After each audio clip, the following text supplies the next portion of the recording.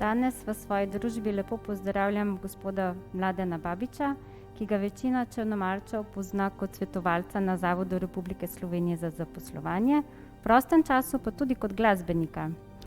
Danes pa bomo predstavili njegovo prvo pesniško zbirko, ki je izšla leta 2019 v samozaložbi. In sicer povejte mi, koliko časa je nastajala ta pesniška zbirka in kaj je bil pravzaprav povod za pisanje prvih pesmi? No, stvar je taka, v bistvu z verzi in s poezijo sem se srečal v gimnazijskih letih. Močen stimulans oziroma voljo za delo mi je dal moj žal pokojni kolega, zdaj že Tomaž Skrbinšek s svojimi pesniškimi zbirkami. No, v glavnem, od začetka so bili to predvsem teksti, ki so bili povezani z glasbo, ki jo je ustvarjal moj ansambel, in kasneje v bistvu so se te verzi, teksti nabirali z leti in na koncu sem se odločil, da jih bom zbral nekako tematsko in jih izdal v pesniški zbirki. Sicer je dolgo trajalo, ampak prišel sem do konca. Danes je tu, ne, in pripravljena za branje. Sedaj zbirka ima zelo pomenljiv naslov, Ptičonarjev let. Na prvi pogled nas to spominja na nek let ptice. Ali gre tu morda za kakšno prispodobo vaših misli, ki letijo? Poglejte, v bistvu je to res ptica, brezsnovna stvar, energija, neke vrste astralno bitje, ki prežema vsakega od nas. Pri večini je skrit v njegovem duhovnem življenju, lebdi med dimenzijami, je večen v umirajočem gibanju, brez postanka in vdiha. Svoj namen dosega v stalnem jadranju skozi duše ljudi in v izpopolnjevanju njihovega življenja na vseh ravneh bivanja. V njem je božanski mir in neskončno potrpljenje. Le nekaterim je dano občutiti njegovo prisotnost v sebi in v bistvu s tem spoznanjem jim je dano tudi možnost doživljanja in izražanja v drugačni obliki kot pri večini ljudi. Predvsem, kar se tiče umetnosti, razmišljanja, tudi načina življenja, bivanja in tako dalje, ne? Torej ste morda tudi zaradi tega skozi to energijo razdelili pesniško zbirko na kar 6 opusov? Da. Ko so teksti nastali, to so nastali bi rekel leta in leta, sem jih zbiral v enem ciklu. Ko sem se odločil, da bom to da bi objavil, sem še enkrat predelal in dodelal tekste in jih smiselno razdelil na opuse, po tematiki, po namenu, po svetitvi tudi in podobno. Zdaj, tisti, ki je morda že bral njegovo pesniško zbirko, je lahko opazil, da jo krasi kar nekaj lepih ilustracij. Predvsem so zanimive, ker so to verjetno vaše avtorsko delo. Da, ilustracije je tako, zanimivo je to, da vsaka ilustracija je nastala iz nekega slučajnega gibanja svinčnika po papirju. Zelo rad imam kemične svinčnike vseh barv in iz, bi rekel, te osnove so kasneje nastale slike, ki so začele vsebovati neko vsebino noter, nek pomen, ne vem. Te slike sem pol dodal vsakemu opusu, vsake svoje tisto, katera je bila najbolj, bi rekel, me je najbolj spominjala na smisel opusa. Slika začne opus. Zdaj, če na hitro zračunamo, koliko je približno pesmi v tej pesniški zbirki? Mislim, da jih je 100, ker sem se nekako fokusiral, da karkoli bom pisal na 100. Torej, zares gre za izjemno bogato zbirko. Ja, to bojo ocenili tisti, ki bojo čitali. Predlagam, da za pokušino prisluhnemo eni izmed njegovih pesmi. Spet sam. Ko z oblakov gledaš svoj pogled, zahrebeniš, človeka iščoč.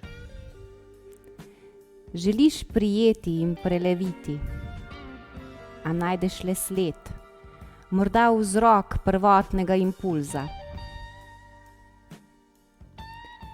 Zak sem ko špegel, zak oko moje je krvavo. Znaš, najlepšo sinjino obstoja čutoma doživiš v iskreče, spranem plavem nebu po dežju. Poglej, vse je globoko, vse na mestu svojem. Oblaki tako lepo cvetijo, morda tudi lokvanji. A mi krožimo drhteče, krožimo v gibanju, tako močno polni, tako usihajoči. Še enkrat, poželim z oblakov videti svoje modro videnje, vizijo vida.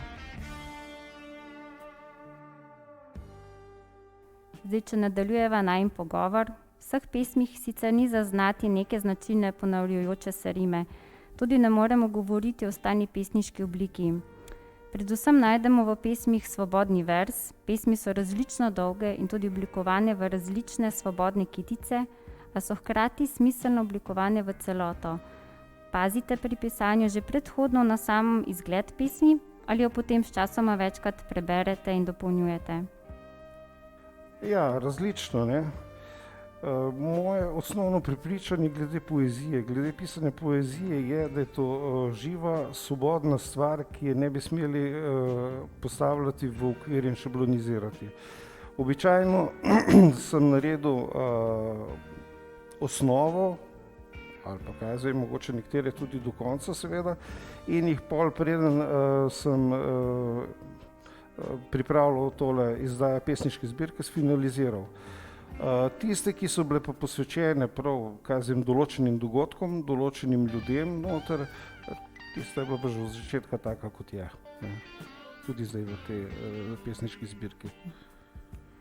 Zdaj, pesniški jezik, kot lahko vidimo, je sila preprost, ampak hkrati se z njimi tudi radi poigrate. Peto je v nekatere pesmi tudi izrazito belokranjsko narečje, zaradi tega, ker ste sam Belokranjec ali zaradi tega, ker pišete za Belokranjca? Ne, stvar je v tem, da v bistvu vsaka pesem je svoja zgodba, je svoja misel, je stvar navdiha, ko nastaja. In če določeno stvar, čustvo, občutje, okoliščine želim prikazati tako, kot jih čutim, jih prikažem za besedo, ki se mi zdi, da je najbližja temu, ne.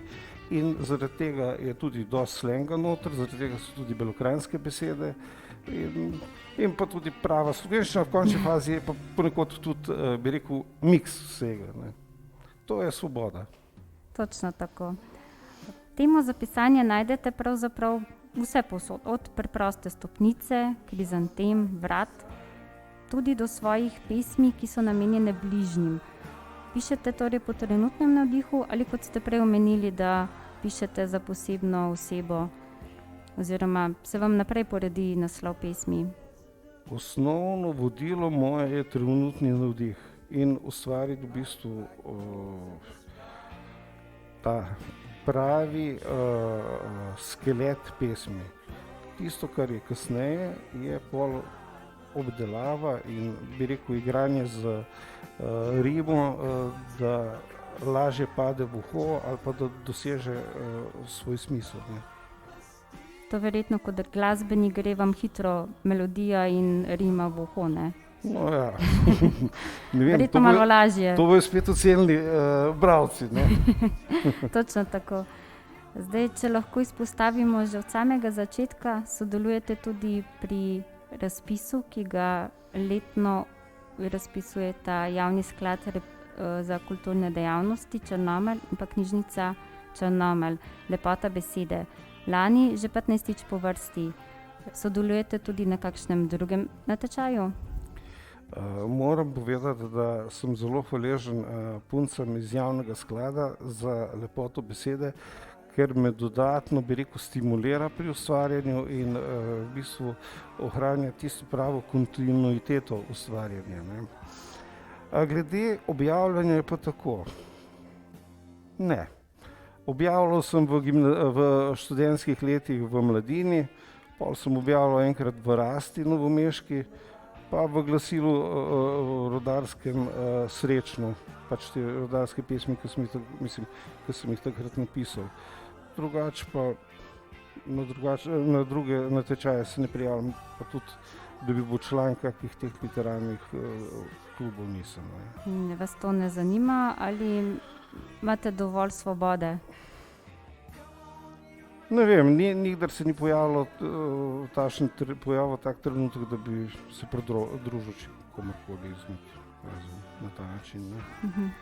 Bolj svoboden. Sem bolj samotar. Preden zaključiva najin pogovor, imate morda v prihodnosti namen tudi uglasbiti vašo poezijo?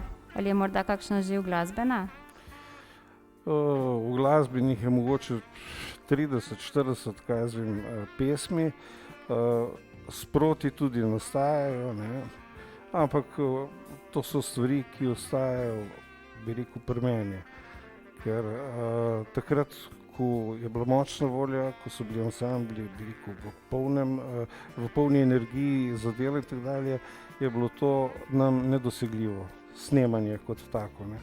Tako da v bistvu je to moj gušt in pa mogoče v prihodnosti kdaj.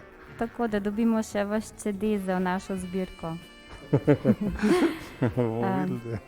Tako, za konec pa predlagam, da prisluhnemo pesmi, ki nam pričara vonj po poletju. Poletje ob Kolpi. Sonce naj greje ti obraz, veter ti vije pramen las, Kolpa naj boža ti telo. Ah, deklica moja, v ljubezni le moja, poletje to najino bo. Cvetje v vetru, morje bo, modrina prevzame ti oko. Vetrič zasanjate vso, ko sama v travi in sama v pesku, kot lastovki letiva v nebo. Poletje ob Kolpi za naju bo, ko te objeto objamem močno, ko vonjam opoj ti svilenih ten las. To naj bo poletje za nas.